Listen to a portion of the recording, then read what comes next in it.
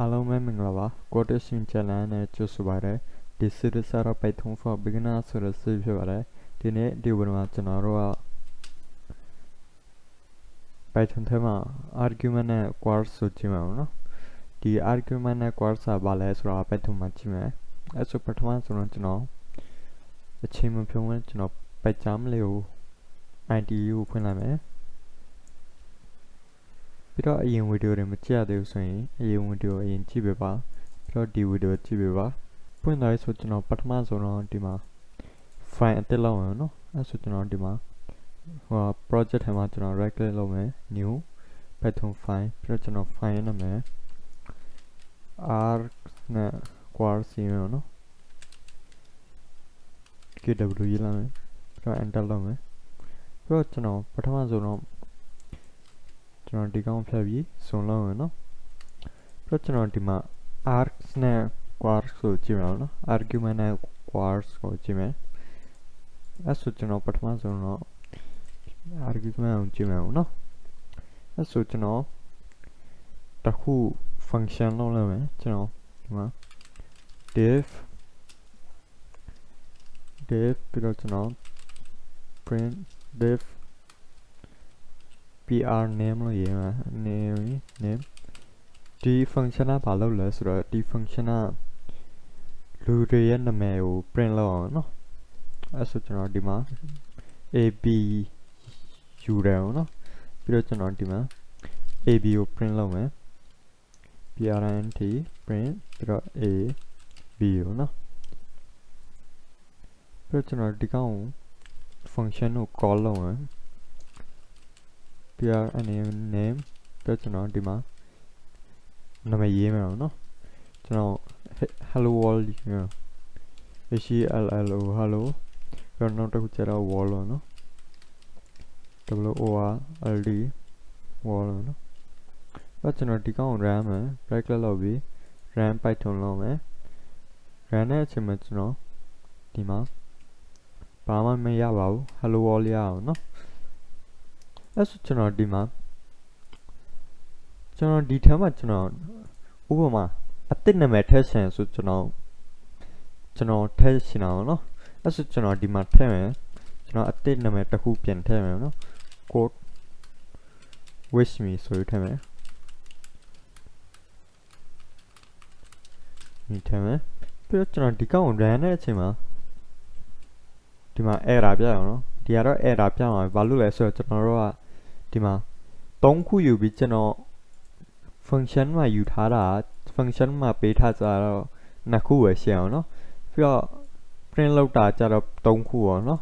အဲ့ဆိုကျွန်တော်ပြန်ဒီကောင် c လောက်လိုက်မယ်ပြီးတော့ပြန်ဒီမှာလဲ c လောက်လိုက်မယ်နော်အဲ့ဆိုကျွန်တော်ပြန် run မယ် run တဲ့အချိန်မှာဒီတစ်ခါကျရင်ကျွန်တော်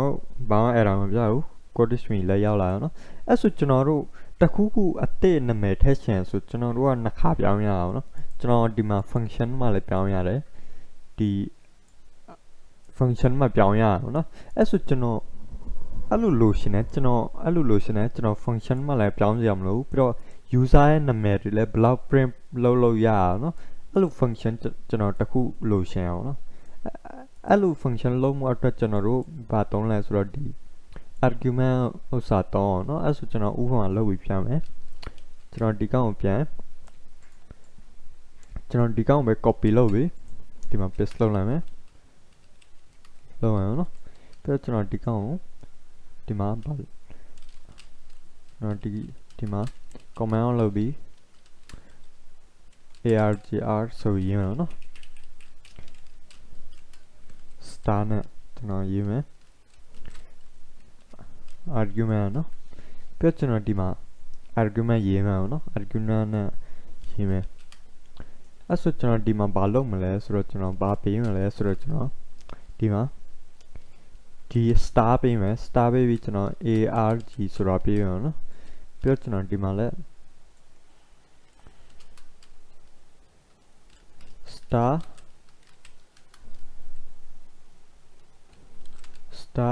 arg ကို print လုပ်မယ်ဟုတ်နော်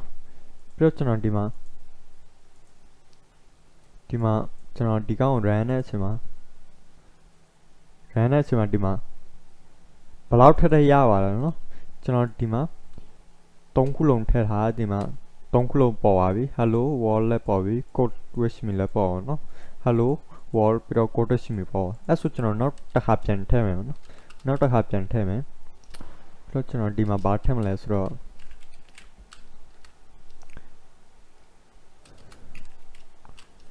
နောက်တစ်ခါထည့်မယ် programming ဆိုထည့်မယ်နော်ပြီးတော့ကျွန်တော်ဒီမှာပြန် run မယ် run တဲ့အချိန်မှာလည်းဒီမှာဘယ်လောက်ထက်ထက်ရအောင်နော်ကျွန်တော်ဒီမှာဟို function မှာလည်းကျွန်တော်ပြောင်းစရာမလိုသူကဘယ်လောက်ထက်ထက်ရအောင်နော်အဲ့ဆိုဒီမှာအဓိကဒီမှာဘာနဲ့အတုံးဝင်နေရလဲဆိုတော့ဒီ star နဲ့ပေါ့နော် star နဲ့ဖြစ်နေအောင်ဒီ star အကုန်ယူလို့ပြောအောင်နော်သူက abcd လို့မဟုတ်ဘူးသူက argument အကုန်တွေကိုယူရယ်သူရပေးထားတဲ့အကုန်ယူအောင်နော်ကျွန်တော်အဲ့လိုပဲကျွန်တော်ဒီမှာ list တစ်ခုလုပ်ပြီးlist တစ်ခုလုပ်ပြီးကျွန်တော် list ဆိုလည်းပေးလို့ရပါတယ်ကျွန်တော်ဥပမာပြန်ဒီမှာ list လုပ်မယ်နော်ကျွန်တော်ဒီကောင်ပဲ copy လုပ်မယ် copy လုပ်ပြီးကျွန်တော်ဒီမှာ paste လုပ်မယ်ပေါ့နော် paste လုပ်ပြီးကျွန်တော်ဒီမှာ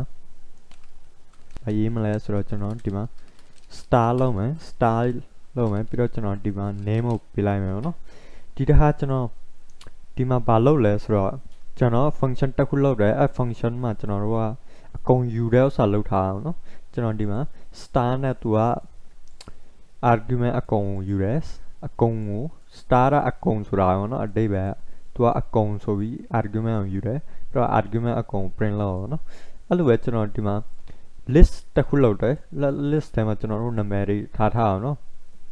ပြီးတော့ကျွန်တော်ဒီမှာလည်း print လုပ်တဲ့အချိန်မှာလည်းအကုန် print လုပ်မယ်ဆိုပြီးကျွန်တော်ဒီမှာ start သုံးမယ်ပြီးတော့ name ကို list ဆိုပေးလိုက်အောင်နော်ပြီးတော့ကျွန်တော်ဒီကောင် run တဲ့အချိန်မှာလည်းဒီမှာတူပါပဲခဏလိုပဲဒီကောင်လည်းအဲ့လိုပါနော်အဲ့ဆို argument ဆိုတာနားလည်လာပြီနော်ဒီ argument နော်သူက star တစ်ခုနဲ့တောင်းနော်ပြီးတော့နောက်တစ်ခုကရှိတယ်နောက်တစ်ခုက kwargs ဆိုတာရှိရနော် kwargs ဆိုတာသူက star နှစ်ခုနဲ့တောင်းနော်အဲ့ဆိုကျွန်တော်ဒီကောင်လည်းလေ့လာကြည့်မယ်နော်အဲ့ဆိုပထမဆိုတော့ကျွန်တော်ဒီကောင် comment အောင်လေးလောက်လာမယ်ပြီးကျွန်တော်ဒီမှာ kwargs ဆိုဒီက copy လုပ်ပြီးကျွန်တော် kwargs ဆိုပြီးဒီမှာရေးမယ်နော်ဘာလို့လဲဆို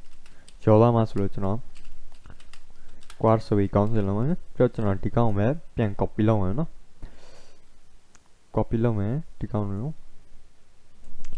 control c ပြီးတော့ကျွန်တော်ဒီမှာ control v နော် kwargs ဆို copy လုပ်မယ်ပြီးတော့ကျွန်တော်ဒီကောင်ကို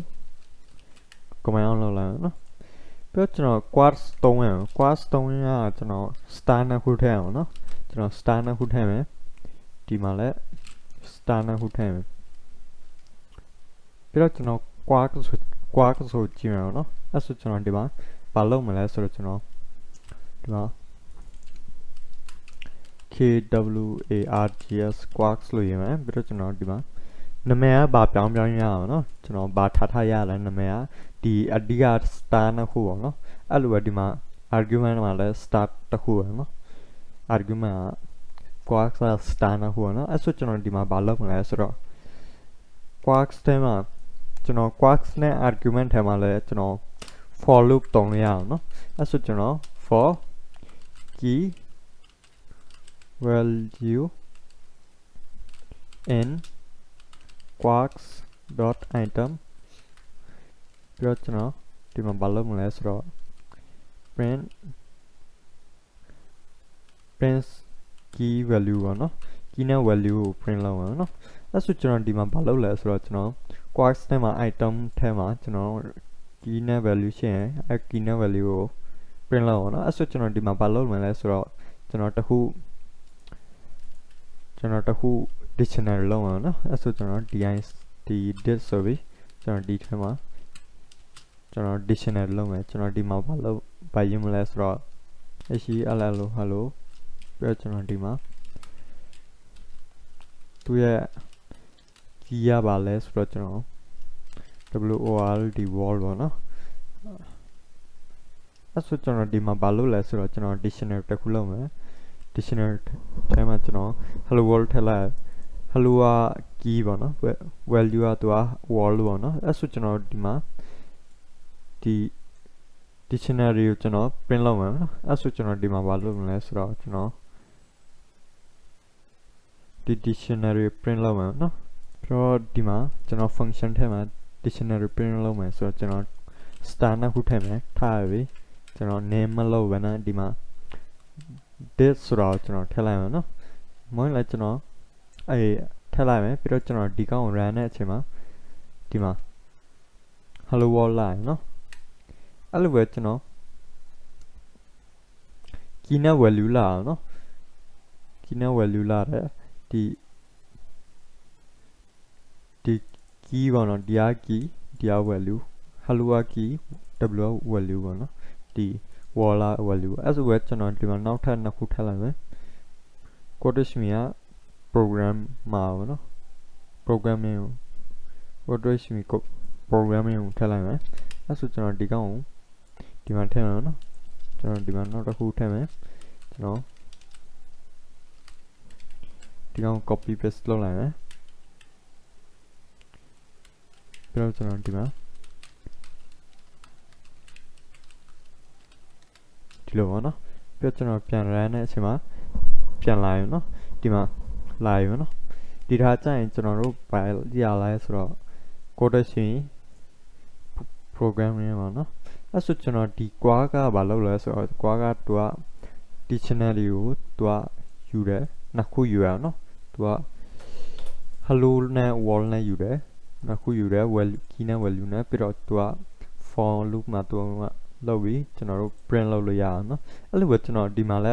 for loop တုံလို့ရပါတယ်ကျွန်တော်ဒီ argument ထဲမှာလဲကျွန်တော် for loop တုံလို့ရအောင်နော်ကျွန်တော်ဒီကောင်ကိုဒီကျွန်တော် kwarg ကိုဆို comment လုပ်ပြီးကျွန်တော်ဒီမှာဒီမှာ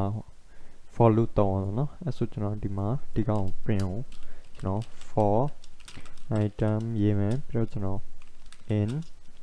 r ဆိုရေးမယ်နော်ဒီမှာ r ကိုယူမယ်ပြီးတော့ကျွန်တော်ဒီမှာ item ကို print လုပ်မယ်ပြီးတော့ကျွန်တော်ဒီကောင်ကို run တဲ့အချိန်မှာဘာမှမဖြစ်ဘူးဒီမှာသူရဲ့ item တွေ print ဖြစ်အောင်နော်ဒီ list ထဲအောင် sorry အဲ့လိုပဲကျွန်တော်ဒီမှာ list တုံးလိုက်ရအောင်နော်tuple တုံးလိုက်ရအောင်နော်ဒီမှာ tuple 1တုံးလိုက်ရအောင်နော်ပြီးတော့ကျွန်တော်ပြန် tuple တုံးရတဲ့အချိန်မှာလည်းဘာမှအဲ့တော့မပြဘူးသူက print ဖြစ်သွားရနော်ဆိုဒီ argument နဲ့ဒီ kwarg ဆိုတာနားလည်လောက်တင်တယ်ပြီးတော့နောက်တစ်ခုလူတွေကတော်တော်မားကြတာကြတော့ကျွန်တော်လူတွေတော်တော်မားကြလာပါဘောနော်အဲ့ဒါဘာလဲဆိုတော့ကျွန်တော်တို့ဒီ normal လို့ကျွန်တော်တို့ဒီ normal ဘယ်တော့မှသူကအနောက်မှာထားလို့မရအောင်နော်ဒီ normal ကျွန်တော် n ဆိုတဲ့ဥစ္စာတစ်ခုလုံးမယ်နော်ဒီ n ဆိုတာသူကဘယ်လောက်ထက်စာဒီကအသေးပေါ့နော်သူကတစ်ခုပဲယူရအောင်နော်တစ်ခုပဲ data ယူတယ်ပေါ့နော်ကျွန်တော်ဥပမာဒီမှာ print n လဲလုပ်မယ် n ကိုလည်း print လုပ်မယ်ပေါ့နော်ပြီးတော့ကျွန်တော်ဒီမှာ n ကို print လုပ်မယ်ပြီးတော့ကျွန်တော် n ကိုဘာလုပ်မလဲဆိုတော့ n ကိုဘာရေးမလဲဆိုတော့ကျွန်တော် n ကိုဘာလုပ်မလဲဆိုတော့ normal ဆိုရင်ပေါ့နော် on n ကိုနော်ပြီးတော့ကျွန်တော်ဒီမှာ run တဲ့အချိန်မှာဒီဒါကြရင်ကျွန်တော်တို့ဒီ content တွေအကုန်ဒီ list ထဲလာပြီးကျွန်တော်တို့ normal လာရနော်ဒီမှာ normal print ဖြစ်သွားရနော်အဲ့လိုပဲကျွန်တော်ဒီမှာ kwarg ဆိုလဲကျွန်တော်တစ်ခါတည်း print လုပ်လို့ရအောင်နော်ကျွန်တော်ဥပမာဒီမှာ kwarg ဆိုလဲ print လုပ်မယ် kw ဆိုပြီးလုပ်မယ်နော်ပြီးတော့ကျွန်တော်ဒီ kw ကကျွန်တော်ဘာရေးမလဲဆိုတော့ကျွန်တော်ခဏလိုလိုပဲ dictionary ကိုကျွန်တော် copy လုပ်လိုက်မယ်ခဏရဲ့ကျွန်တော်ဒီမှာ kw ခဏရဲ့ dictionary ကိုကျွန်တော် copy လုပ်လိုက်မယ်နော်ဒီဥစ္စာကိုကျွန်တော် copy လုပ်မယ်လုပ်ပြီးကျွန်တော် ဒီမှာထည့်လိုက်မယ်နော်ထည့်ပြီးကျွန်တော်ဒီမှာ quark ဆို print လုပ်တယ်ကျွန်တော်ဒီမှာလဲကျွန်တော်